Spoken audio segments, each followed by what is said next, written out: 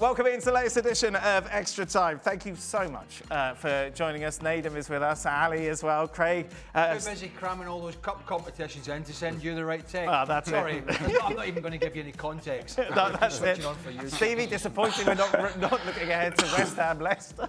What were you thinking when I asked? Well, that's a good question in general. I didn't think we were going to even bother talking about Man United. So and then you mentioned Leicester. So I thought you were going to talk about Leicester and West Ham. That's what we normally do on this show. Well, no, West Ham, but- Leicester.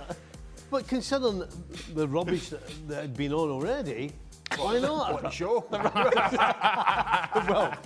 Wow. Hey, all right, okay. I'll send him to see you after. Craig, give Arsenal fans some hope for next season. Good back four. Pretty solid midfield, might add to that. Oh, they've signed Zubimendi, I think, is it? Staring you in the face. You know, maybe some extra support in the wide positions, but definitely Yep. you've got to address the elephant in the room. What are you laughing at? Well, we were looking for some hope, and then we kind of went back to the same. Yes. You took the hope away. The hope is that they'll sign a striker. they'll address the glaring problems that they have. But let's be fair to Craig. What's that? To ask Craig to give you hope, Well, that seems like we're Well, reaching. that's somebody in a very desperate situation asking me. Yeah. Nedum, why won't Arteta utilise a striker from the academy? It's a good question. Maybe because they're probably not good enough right now. Yeah. I think that tends to be the way it works. Or maybe he's trying to make a point to the board that maybe he needs one for next season.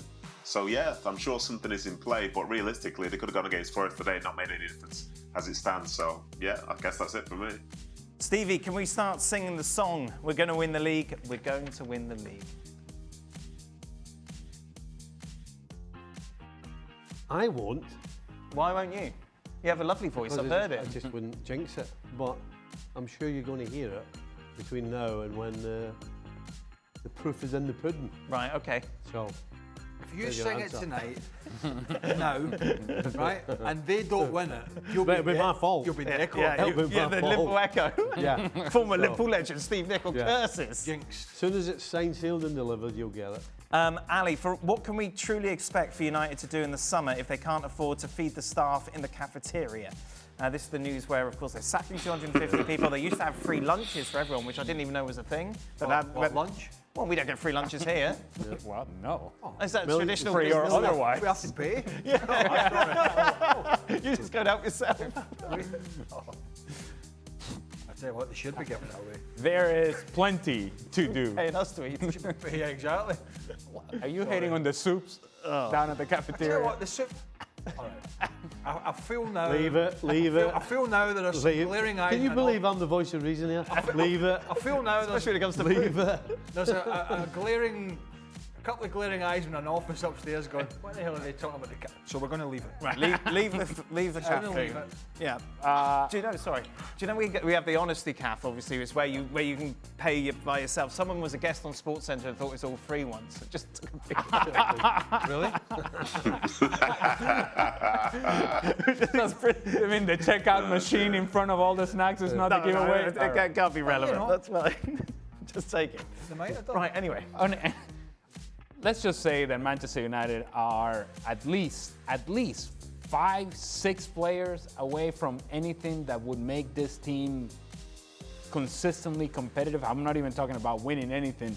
I'm talking about being competitive and actually a team that can be respected and not overlooked by Stevie in terms of the conversation, Leicester, West Ham, so on and so forth, right? They're at least 5 or 6 players away from that. Right. How you go about affording those players if you cannot afford food in the cafeteria, that's a different conversation. What's at the top of the list then, Nedum? Which position? The soup in the cafeteria.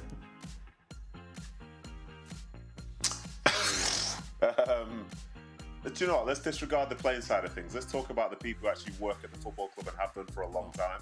You know, they've got the owner in who they thought that they wanted, and instead things are basically collapsing around them. I think a lot of people who work for football clubs, like the goodwill and the good feeling that they have, is something that they're proud of, and it goes beyond the football itself on the field. So for somebody to come in And to change everything from that standpoint to where your working environment is so different, you know, that's going to build resentment. So hopefully, you know, from their perspective, success on the pitch comes. But in reality, it's going to be harder to keep the staff there because of the fact that now they feel like being treated in an appropriate way. So maybe, you know, try and keep the staff happy, because then maybe the players will be happier, and then maybe they can be a successful football club again. But I'm not holding my breath. If you went round that team talking about pushing them up to even be getting in the top 4 and said, what position do we not need to look at to get into the top 4? And the answer is that there's none of them. No. There's no position they don't need to look at. Every single one. Including the goalkeeper. Yeah. The defence, the midfield, and the front line. Everyone you could replace if you'd probably have to. I mean, that's just incredible. Stevie, is Anfield a really tight pitch, or is it that the stands are so close to the pitch? Yeah, it's because stands? of the proximity, yeah. And then what is the biggest pitch that you've played on? I think the biggest, it would be Wembley. But in terms of league clubs, Manchester City, which by the way, the old one. Back at Main Road. the old Main Road. Yes. And the crazy thing about it is, it was the worst thing that Man City could do because they didn't have a very good team. Right. And so when teams like ours would go there, we couldn't wait to get on the field because it was so big. And we would just stroke the ball around and they would run after it, and then they'd collapse after an hour, and then we'd just steamroll them. But they never changed it. Right. No manager that I can remember ever came in and said, right, we need to narrow the field so we can compete. It was just a great place to go because you knew you were going to be able to play. Nedum, you're on the terraces for that, watching that, I imagine? Yeah, well, maybe not when Stevie was playing there. No, but I was a ball boy there. And I guess it was just, come on, let's behave ourselves. But it was a massive pitch. And it's funny that he said that because I was lucky enough to play in it a couple of times, winning the FA Youth Cup and in an academy like playoff semi-final as well. And it was always a massive pitch. You could see some teams really go and enjoy themselves there. And I was only speaking to someone the other day about, say, when I was ball boy, I think, it's towards the end of the time at Main Road. Arsenal always used to come there. Vieira's flicking the ball over people's heads. It's 4-5-0. And I was going to mention the fact that the Emirates was one of those really big fields as well. And it felt big because they made it big and they played it big, and it was always a nightmare. But yeah, some good memories from that place, Main Road. What about Everton, Stevie Goodison? That's a big pitch, isn't it? Remember he pointed it? Oh, God, that's when he was doing his maths. I'm trying to figure He was it out. arguing with me how big the penalty box was. Yes. I don't know how much. But then he went up to the screen and he pointed at that The 10-yard. 10-yard line from the corner going, look! So you miss out on all this, guys, all this excitement in the green room. Biggest pitch you played on, Ali? I can't remember. No. I know, I can tell you. So I that wasn't expecting such disdain to that. Yeah. I remember smaller. Sorry for asking a question. Well, I can't remember.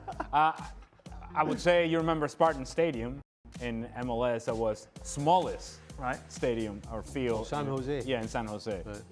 It was made even smaller by the fact that there were walls right next to the sidelines, and so When you took a corner, yeah, you couldn't take a corner. you had to take a step. You had to like jump over a wall. And then... Yeah, you were. If that's a corner flag, the wall was here. Right. So you're actually standing against the wall to take a corner. Yeah, so your run up would be at an angle. Right. But for those that could play there at Spartan Stadium, and those of us who are challenged in the area of speed, Yeah. Spartan Stadium was perfect. Because it was tight. Because it's playing small-sided, and then being able to use your body was a strength. So I love playing at Spartan Stadium. Big fields, not so much. That's why I have disdain That's why for the the big disdain fields. was there. We don't measure parks when we go out on them, do we? Did you look at me? Yeah, I did. I was expecting. So I don't know if Wembley is the biggest, is it? Is it the biggest? But I definitely Do played you know at what? Main Road. You're right. It was the sort. There was something about it. It was legendary for sapping your strength. Wembley. Wembley. You're probably right. As opposed to the actual size. Right. It was something to do with the turf that sapped the energy out of you. Will Hojlund ever score again, Ali? Well, I don't know why you're looking at me. I would say that what's well, there are many things that are troubling about Hojlund. The fact that he's playing at Manchester United is one of those things. But he's not getting chances to score. And as a striker, it's one thing if you're missing the chances, but it's not like he's getting a multitude of chances that he's missing time and time again. They don't create enough. He has zero confidence, running around, doing a whole lot of work, and it's meaningless work, thankless work. Final question, Stevie. What do you think of Szoboszlai's turnaround this season?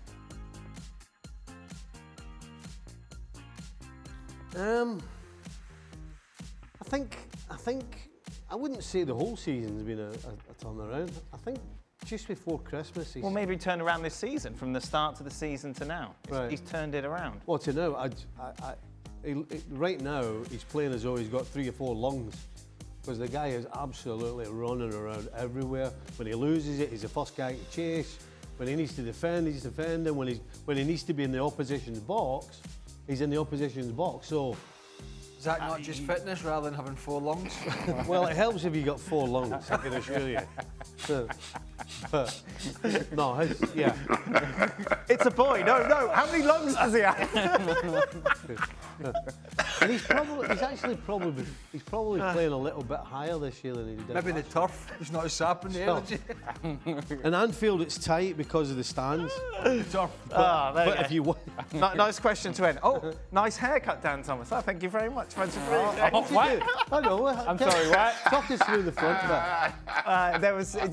bit. He just kept going. Oh, that I know, but you got like a silver fox thing going on. It's up like an there. Elvis thing. Where he's like, It was worth it just for that. It was worth it. Thank you very much. Stevie's here tomorrow for a 90-minute breakdown of yeah, we've got West Ham Ham Leicester. Yes, bring it on. Be sure to join. Plus Shaka's Power Rankings. Hey! Oh, no. No.